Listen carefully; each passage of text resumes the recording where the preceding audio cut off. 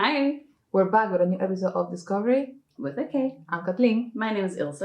And today, Ilse is going to take over because this is the intro to Korean indie music. In the wise words of Tiffany Young, can I be your teacher?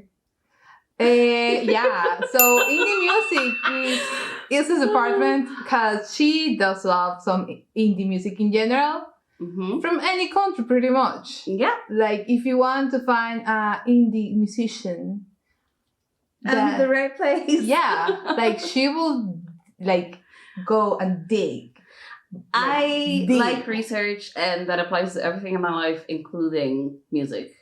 Yeah, but sometimes I was like, how did you find that? That video has like 3 views, and she was like, it's so good, and I was like, fair enough. Sometimes the algorithms like me, and they give me lots of good content. So sure. Yeah. So let's just start this because she has a lot to say.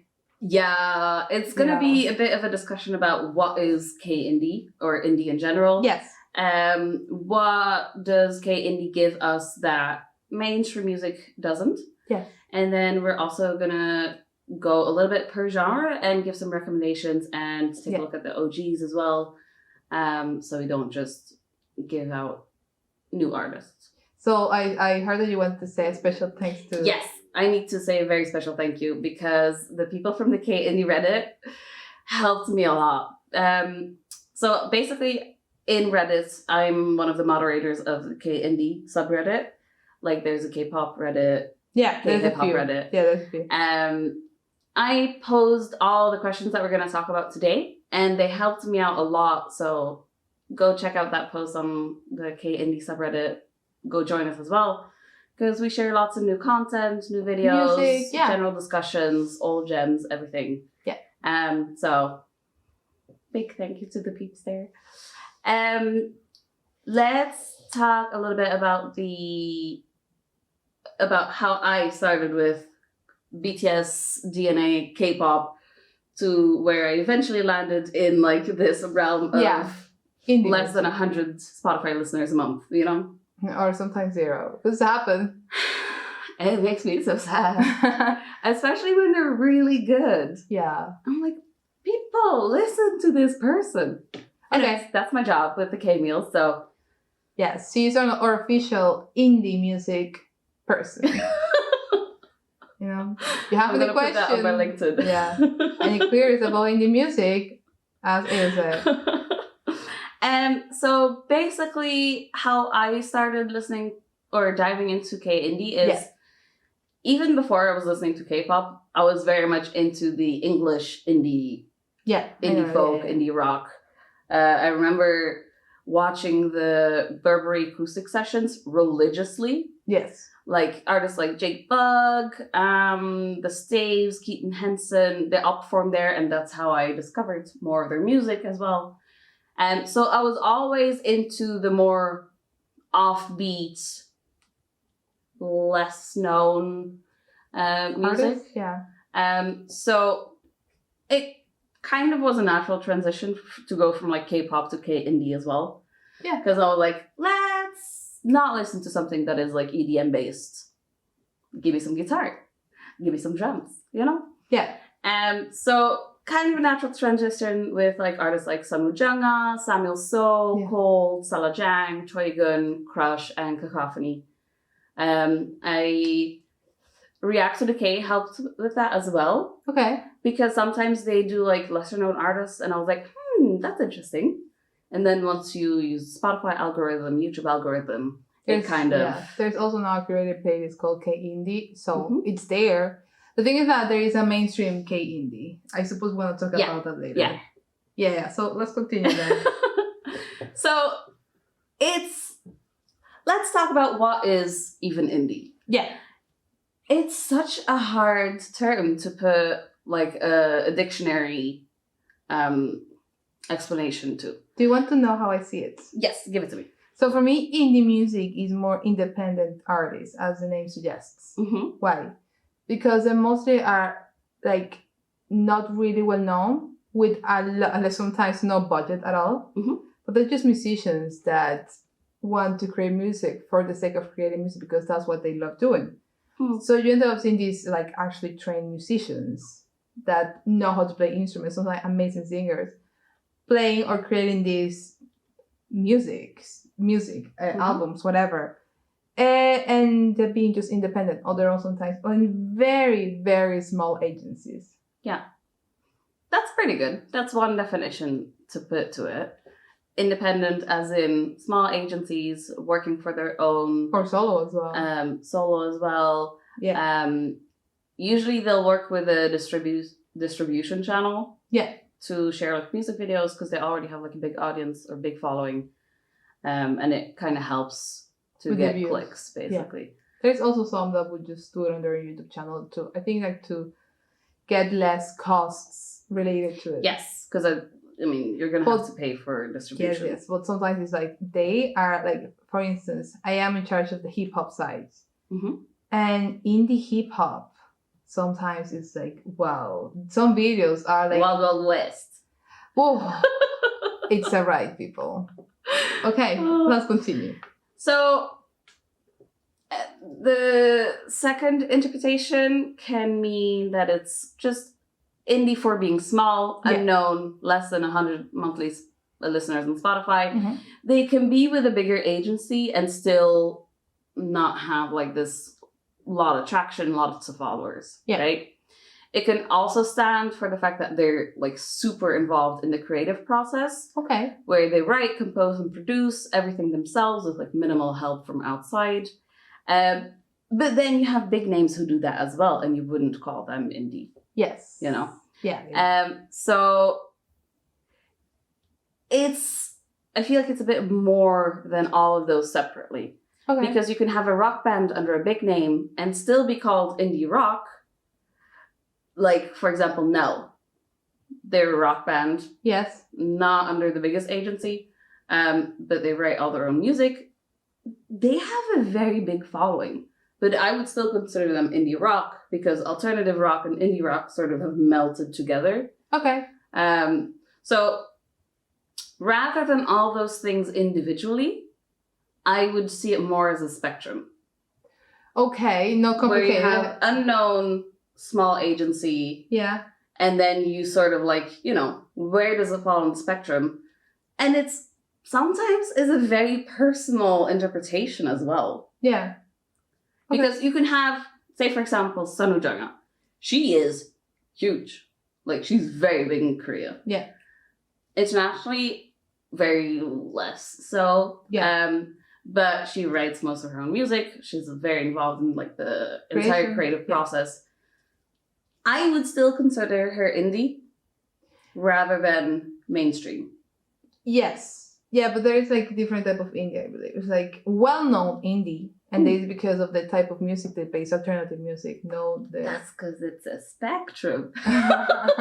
And then you have indie, like very low following. A few people know, and a lot of them transition from low-budget indie to well-known indie. Example. Hugo. I still calling him Hugo, by the way. Yeah, that pronunciation, I'm sorry, it's just gonna stick. Yeah, I know it's incorrect, but give me a break, please. So, yeah, it's like they were very indie, and I found out about this band when they were indie, like indie. And then they blew up, and they became huge internationally. Even going to concerts and having like tours in Europe. We were so close to going to a concert in London.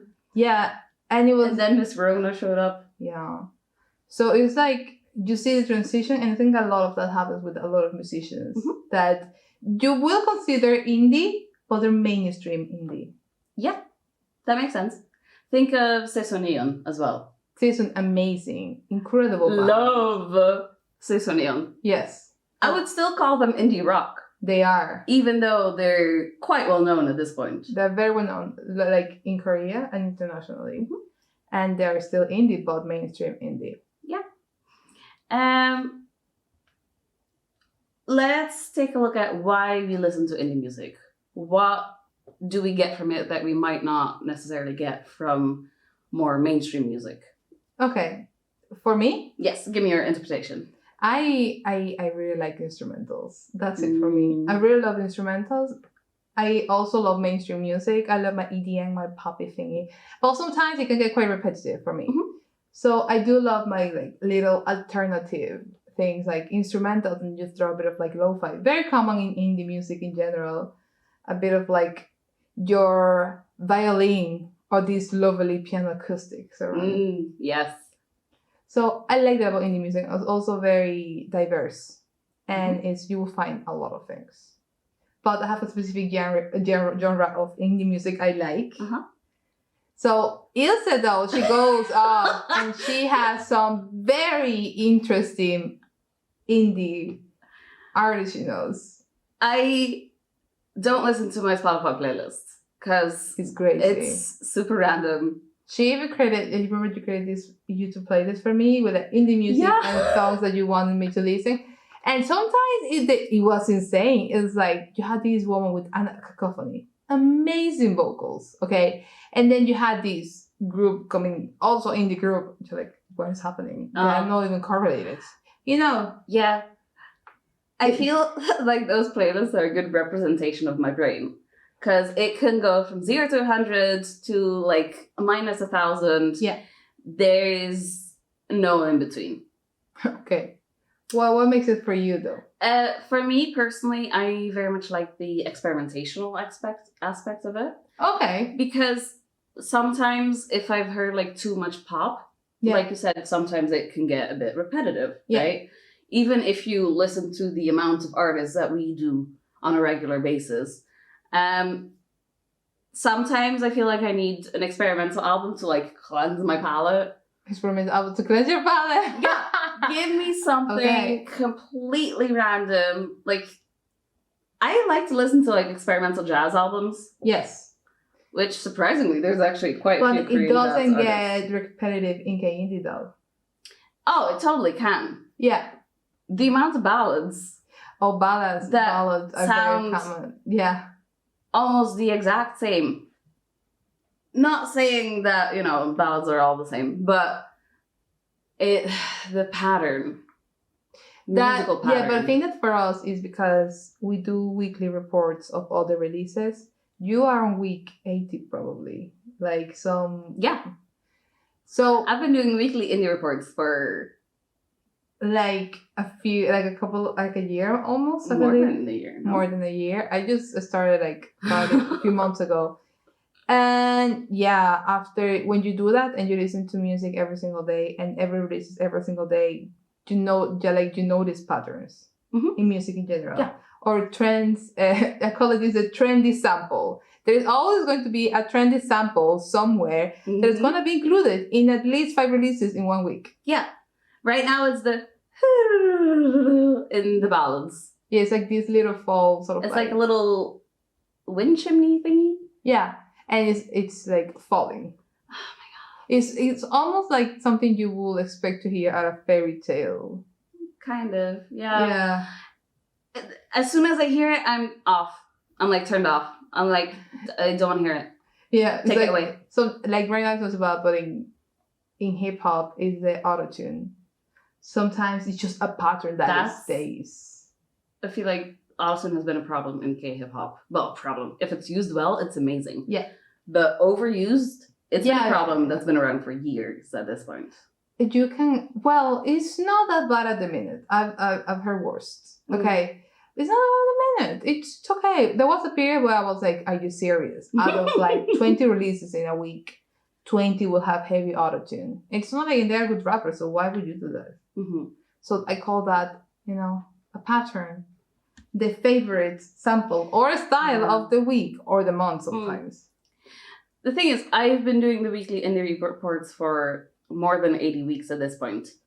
And there's still indie that surprises me. Yeah.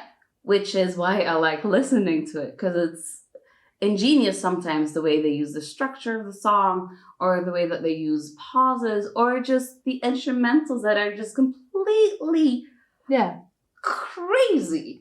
And sometimes in these albums, the music, every single track is completely different, but they mesh together so well. It's like there's a narrative. Yes, like an organic one. And you're like, that's beautiful. That's why we listen to albums as the creator intended, God. instead of listening to it on shuffle. She has something against me because I tend to listen everything shuffle. So that's on me, people. Yeah. Oh. Okay. I think in regards to, so indie is a very big name. We covered that, right? There are subgenres in indie as well. Yeah. You have indie rock, indie folk, indie electronic, everything. Yeah. So it also just gives that variety that like the top 10 popular songs sometimes doesn't give me. Yeah. So if I want to listen to a 5-minute electronic instrumental piece, I can listen to Opche or Gyum and it's fine. If I want to go to an opera piece, I can go to listen to La Poème. If I want a jazz album, if I want a folk album, there's so many options. And I like that so much. She does like that. I'm a bit more generic with indie. Yeah, my Spotify has no chill at this moment, so... No, my indie, the English I like pretty much R&B and hip hop. That's it. Yeah. Also, what I enjoy is that every day I can find a new artist. Yeah. And I like cherry picking a lot. Mm-hmm. As in, I can listen to one song, completely obsess over it, but then the rest of the music is like, meh, that's fine. So I just take that little cherry of a song, put it in a basket or a Spotify playlist or YouTube playlist, and just obsess over that for like a week or two. You know? Okay. I don't need to know the entire discography of this one artist to be able to like enjoy that one song. Okay. You know, the cherry picking is something that I really enjoy, because then you get to have these like crazy playlists built on moods and whatnot to, you know, completely go off. Yeah. Yeah. Like, yeah, that's how you see it. I like more organization. But yeah. No, with music, it can be anything. Everything's like, fair play. Yeah, fair enough. Like, I like more like moods. You know, it's like I have like a few playlists and they're all based on the moods. Right now, I have 2 playlists that I've been filling, and one of them is just grooves. It can be any kind of groove, any language groove. Yeah. As long as there's a bit of groove to it, I'll put it in there.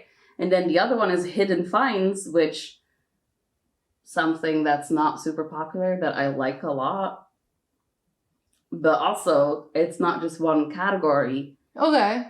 It can go from pop to electronic to jazz to folk. Some albums are like that though. Like a lot of it. What was the last one I also obsessed with?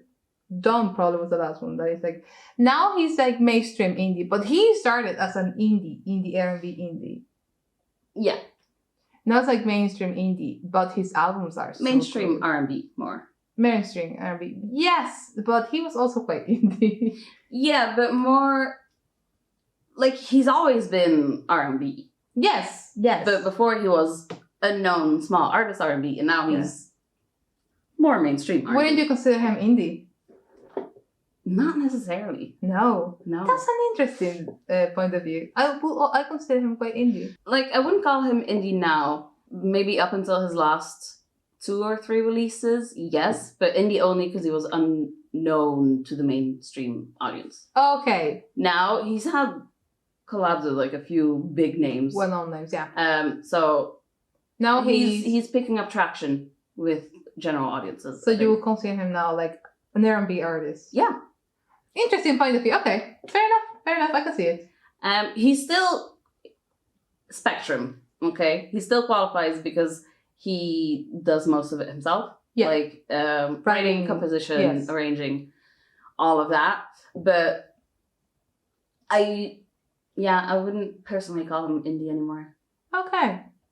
Do you think that a lot of artists that started indie will just transition into that? Because if that's the case, Season Neon, I would just consider them a band. You know? Yeah, but their genre is indie rock. Is that their genre? It feels like it for me. For me, it's like lo-fi rock, though. The thing with music is that it's open to interpretation. Very much so. So we always have different points of view because we see these artists differently. Mm-hmm. So that's fair. Let's continue because you're gonna get philosophic here. Yeah, let's not. We don't take that. Let's talk subgenres and a bit of recommendations. Okay. So I have a couple of subgenres that I wanted to talk about. Some just like some artists that you can't really put in a genre because they experiment like crazy. So I'll give a couple of names like that as well. Okay. So I've divided it in three. Okay. 3 categories. So the biggest ones, like the mainstream indie, like you mentioned. Then we're going to the OGs. Okay. Like the original starters of the subgenre that are still mostly active to this day. Right. And then some groups to look out for because I think they're probably going to get mainstream success already or they just started getting it. Okay. So I'll link all these artists in the description box below because I don't think we have time to recommend songs from each of these because I'm like gonna name quite a few. So I'm just gonna throw them out there and then I'll link all their Spotify pages in the description box. So for indie rock, which is probably the most popular genre or subgenre of indie in general. Okay. So we have, with the most popular ones, being Jaurim, Sesoneon, Janabi, Hyuko, The Black Skirts, RR. And then the OGs are Crying Nuts, No Brain, Sisters Barbershop, Peter Pan Complex, Nell, Sultan of the Disco, and Gukasten. Okay. For some of these, I've already written an indie pick review. So go check out the K-Mill if you want to read more. You know? Yes, they're there. And then for indie rock, some groups to look out for are Searle, The Volunteers with Yerin Beck. Yes, it's just a vocalist. I just love her. Jack and Kong, 1/N, The Solutions, and Samui. Okay. Especially Samui, because his music is so good. Also, 1/N we've interviewed, so if you want to go read that, check thekmail.com. For punk, I got some recommendations by a Reddit user because I usually don't really listen to a lot of punk. No, I think you like it, yeah. Sometimes it's a bit too guitar heavy for my liking. Okay. But I cherry-picked a couple that seemed interesting to dive into. Okay. And we're trying to keep it a bit fair, so there's a lot of female recommendations in here as well. Because a lot of indies can be quite male-heavy. Okay.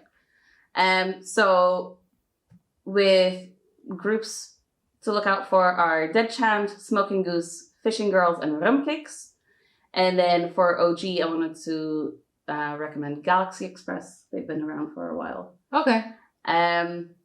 Let's go to indie folk, which is her favorite. My favorite, because I like soft music. Okay. That's also her favorite genre. In general, any indie folk, she's gonna be in. Yes. It doesn't matter which language. Yeah, it's gonna be. I like soft. Just soft. Yes. So for the biggest ones, or the biggest names, we have From, Meaningful Stone, Jukje, 92914, and Kim Sawol. Okay. And then the OGs are Kim Il-du, Jang Pil-sun, Dulga Kwa, Lee Juk, Lee Sang-soon. And then groups to look out for are Budum, Kim Marie, Lee Hee-sang, Chinny Bird, Tan, Park Ki-hun, and Shin Hye-kyung. Yeah. There's some gems in there. Song's latest album is incredible. I'm not really into indie folk, but that was so good. If that album doesn't show up in my most played songs of 2021, I don't know what is up with Spotify. I've been playing that to death. Oh, really? Yeah. It's really good. It's really, really good. It's like a little bit jazzy, a little bit folky, a little bit of like, it just has soul to it. Yes. Right? Yeah, it's like, these albums, like, it's hard to... There's life to it. It's like, it gives you feelings, it gives you like, emotional load with every single song. It's like beautiful. Also, it gives you like, some songs are like chill. For relax, the zone. And other ones are like just, it's full of emotions. It's lovely. Also, there's a feature where someone joining us, so I'm always in for that. Let's go to electronic. These are just some random recommendations because it's kind of hard to find like the OGs for that one for some reason. So here's just a couple to look out for, to listen to discover: Rainbow 99, Kinky Scope, Glowing Dog, On the Doll, Gaunt, which we've also interviewed, Sumin, Aso, Anda, Kasker, and Crystal T. Okay. Lots of good music. Oh my god. And then in general, I wanted to give like special shout outs to Cacophony, Ashmut, The Blank Shop, that album, his last album that he released, Piano Insanity. Then we have Kim Oki if you're into jazz, Anya Un, Artichoke, and Choigun, just because vocals are insane and like a really interesting texture that you don't hear every day. Okay. Now, I know that I've given a lot of recommendations, right? Yes. But if you want to get into discovering artists yourself without my help, then here's a couple of steps that you can take to dig a little deeper, right? So you check out distributors on YouTube like Poklanos, Mirabel Music, Stone Music Entertainment, Purple Pine Entertainment, Super Sound Bugs. There's a whole bunch, like Blending has indie artists as well. Start following them, and then once you get like the announcement that they released something, check it out, start building YouTube playlists, and then transfer that into your Spotify playlists. So make those playlists on YouTube and Spotify. And then on Spotify, if you have an indie artist that you like, go to the section recommendations, like same genre-wise. That was really good. Yes. Yeah. Dig into that, and you're going to end up in rabbit holes that you would have never ended up in otherwise. Also check out the Korean Music Awards with nominees and winners, because they have like rock sections, indie sections, you know. Depends on the award though. It depends on the award. Yeah. Well, you have to look at the right categories to discover your but most like new artists. Yeah, but that would be more Korean awards, because if you have like the Mama Awards, which is like Asian but it's actually just K-pop, you see that. Yeah, but the Korean Music Awards are overarching. It's not just K-pop. Oh no, it's like everything. Like I think last year Lee Nalchi won, which is like a very interesting mix between rock, trot, Korean traditional, experimental mix. Yeah, that's why I discovered Janabi actually. Through the, I think it was the Melon Awards, if I'm not wrong. Yeah, I think last year he had I think it was 2 years ago. I think he had a concert, or like he performed one of his songs because it blew up like insane. And then the last recommendation is check out our indie section on thekmail.com. Yeah, you're gonna find out like there's bands related articles, all the weekly reports that are going to be there. Also the monthly discovery, indie pick. There's lots of indie content. I think in general what K indie artists could use is, well, a bigger budget, obviously. But even if you don't have that, just make a music video. It can be the most randomest thing of you sitting in a field, and that's just it for 3 minutes. It can be just you walking in town, you know, lo-fi with like rainy nights, you know, we have all the car lights that are shimmery. Yeah. It's just, if you give something visual to accompany the music, I think that helps so much. I can say that, for recommendations, YouTube algorithm, all of that. I suppose, Yeah. So I think make it visual, create a little music video, and then team up with a distributing channel. It gets you a lot of views as well, because it's very hard to break out in such a huge industry where artists are debuting like every day, pretty much. Every day. Find your niche, create content visually on social media. to relate to your fans, to give them that something extra that they can't find anywhere else. And you will find maybe another Ilse that, wants something different. If you're an indie artist and you want to like have an interview, hit me up on Instagram or something. It's always welcome. Well, yeah, that was it for this episode of Intro to K Indie. Mm-hmm. I hope you enjoyed. Thank you very much for listening. And if you're one of the Redditors, thank you very much for answering and helping out with forming this quite lengthy intro to K Indie.